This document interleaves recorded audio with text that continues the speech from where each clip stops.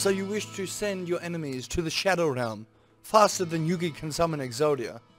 You wish to dart around, lurking, waiting for the perfect moment to strike your enemy and slay them. Then this is the build for you.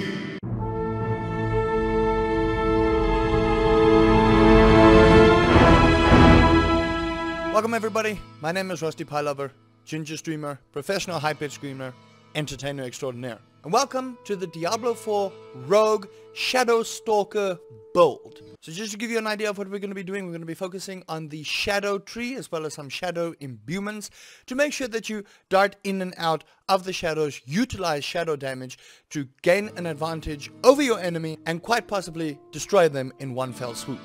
In previous videos we covered the Codex of Powers first, but today we're going to swap it around and we're going to cover all the skills first and then the Codex of Power, just to give you an idea of where my train of thought is. And then I want to know at the end of the video, what is your rogue build going to look like? Are you excited for the rogue? From what I've seen of the skills, she does look pretty stacked. So without any further ado, let's get into it. So as with every video, your skills are divided into these following categories: basic, core, agility, subterfuge, imbuements, ultimate, and capstone. So to start us off on the basic tree, we are going to go with blade shift, generate combo point 1, lucky hit chance 35%, quickly stab your victim for 19% damage, and shift, allowing you to move freely through enemies for 3 seconds. And your upgrade options here are enhanced blade shift. Damaging an enemy with blade shift grants +5 movement speed while blade shift is active, up to 20%. Fundamental blade shift. Moving through enemies while blade shift is active refreshes its duration. After moving through enemies 5 times, your next blade shift will immobilize enemies for 2 seconds. And then primary blade shift. While blade shift is active, you gain 50% to all non-physical resistances and reduce the duration of control impairing effects by 20%. We may also go with invigorating strike, generate combo point 1, lucky hit chance 50%, melee attack an enemy dealing 29% damage and increasing energy regeneration by times 20% for 3 seconds. And your upgrade options are enhanced invigorating strike. Damaging a crowd-controlled or injured enemy with Invigorating Strike increases its energy regeneration bonus to times 30%. Primary Invigorating Strike. Invigorating Strike additionally grants +8% lucky hit chance. Hitting a crowd-controlled or injured enemy increases this bonus to +16% lucky hit chance. Fundamental Invigorating Strike. Hitting an enemy with Invigorating Strike while you are below 50% energy makes them vulnerable for 3 seconds. So our basic skills, depending on how you want to play this particular rogue, is either going to be go in, run through your enemies and really get the drop on them, do a bunch of damage and get out, or run into your enemies and generate that energy resource. This is really going to be up to you, but these are the 2 basic skills that I had in mind for this particular build, and you can go and further enhance it. Your core skills, we are going to be going with Twisting Blades. Energy cost 30, lucky hit chance 35%. Impale an enemy with your blades, dealing 57% damage and making them take times 8% increased damage while impaled. After 1.5 seconds, the blades return to you, piercing enemies for 74% damage. Combo points increase damage and grant a movement speed bonus. 1 point, 57% damage, 20% bonus move speed. 2 combo points, 70% damage, 40% bonus move speed. 3 combo points, 83% damage, 60% move speed.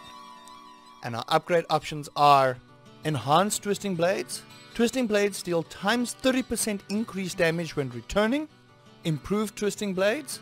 Enemies are immobilized while impaled with Twisting Blades. And Advanced Twisting Blades. When your Twisting Blades return, you gain plus 10% cooldown reduction per enemy they pass through for 5 seconds, up to plus 30%. And under our core tree, we are going to further enhance ourselves with Sturdy. You gain times 4% close damage reduction and Siphoning Strikes. Heal for 1% of your maximum life when you critically strike close enemies. So as you can see, we are trying to do as much damage to as many enemies as possible while allowing ourselves to go into the shadows, do as much damage as possible, get out. Now the reason we added Siphoning Strikes is to give us that little bit of survivability, because the rogue does seem to be one of your more high risk characters, high risk, high damage type characters, but based on this build, it's meant to get you in, do a bunch of damage, throw your Twisting Blades out, rack up those combo points, end your enemy, and then come back into the battlefield. Then under our agility tree, we are going to go with Shadow Step. Cooldown 9 seconds, lucky hit chance 100%. Become unstoppable and quickly move through the shadows to stab your victim from behind for 91% damage. Gain 50% increased movement speed for 2 seconds afterwards. And our upgrade options are Enhanced Shadow Step. Damaging an enemy with Shadow Step increases your critical strike chance against them by plus 8% for 3 seconds. Disciplined Shadow Step. Shadow Step's cooldown is reduced by 3 seconds when it damages an enemy you haven't dealt direct damage to in the last 4 seconds. And Methodical Shadow Step. Enemies damaged by Shadow Step are immobilized for 2 seconds. The other skill choice we can go with is Dash. Charges 2. Charge cooldown 10 seconds. Lucky hit chance 25%. Dash forward and slash enemies for 47% damage. Our upgraded options there. Enhanced Dash. Enemies damaged by Dash takes times 20% increased critical strike damage for 5 seconds. Disciplined Dash. Dash slows enemies it hits by 30% for 3 seconds. An enemy already slowed will be stunned for 2 seconds instead. And Methodical Dash. Dealing damage to crowd controlled enemies with Dash reduces its charge cooldown by 0.5 seconds up to 3 seconds per cast. To further upgrade ourselves, we are going to go with Weapon Mastery. Gain a bonus when attacking based on weapon type. Daggers, times 5% increased damage to healthy enemies. Swords, times 3% increased damage. Bows, times 4% increased damage to vulnerable enemies. Crossbows, times 5% increased critical strike damage. So with the agility tree, this is really where most of our damage is going to be coming from, besides our Twisting Blade. But as you can see, I've given you the option of both a dash, which allows you to do damage, get in and out, or with going Shadow Step. So this is really where your disappearing act, so to say, happens, as well as adding damage. Now because we are going for a shadow type build and we're going for a melee build, the bonuses from bows and crossbows won't really apply, but if you want to do that kind of thing, you are allowed to change this build how you want to, although this will slightly affect how the skills will work for you, but this is completely up to you. Let me know what you think so far. Moving on to Subterfuge, we are going to go with Dark Shroud. Cooldown 20 seconds. Surround yourself with up to 5 protective shadows. Gain plus 8% damage reduction per active shadow. Each time you take direct damage, that damage is reduced and the shadow is consumed. Our upgrade options: Enhanced Dark Shroud. Dark Shroud shadows have a 10% chance to not be consumed. Subverting Dark Shroud. Each active shadow from Dark Shroud grants you plus 3% increased movement speed. And Countering Dark Shroud. While you have at least 2 active shadow from Dark Shroud, gain plus 10% critical strike chance. Our Subterfuge tree allows us that defensive capability of being able to mitigate damage and giving us the chance to survive and continue to deal damage. In our Imbuement tree, we are going to go with Shadow Imbuement. Cooldown 9 seconds, lucky hit chance 33%. Imbue your weapons with Festering Shadows. Your next 2 imbuable skills deal shadow damage and infect enemies such that they explode for up to 39% damage on death. Direct damage to infected enemies deals an additional 4% shadow damage. And our upgrade options: Enhanced Shadow Imbuement, Lucky Hit. Critically striking an enemy infected by Shadow Imbuement has up to a 30% chance to create a mini explosion, dealing 14% shadow damage to them and surrounding enemies. Blended Shadow Imbuement. Shadow Imbuement's primary explosion makes enemies vulnerable for 2 seconds. And Mixed Shadow Imbuement. Enemies damaged by Shadow Imbued skills take times 12% increased non-physical damage for 8 seconds. And to further upgrade our imbuements, we are going to go with Potency. Your imbuement skills effects have 10% increased potency. Rapid Imbuement. The cooldowns of your imbuement skills are reduced by times 5%.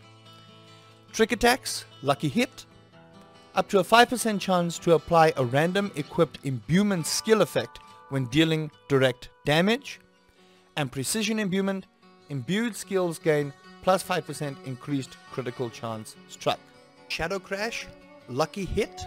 Shadow damage has up to a 10% chance to stun for 0.5 seconds. And Consuming Shadows.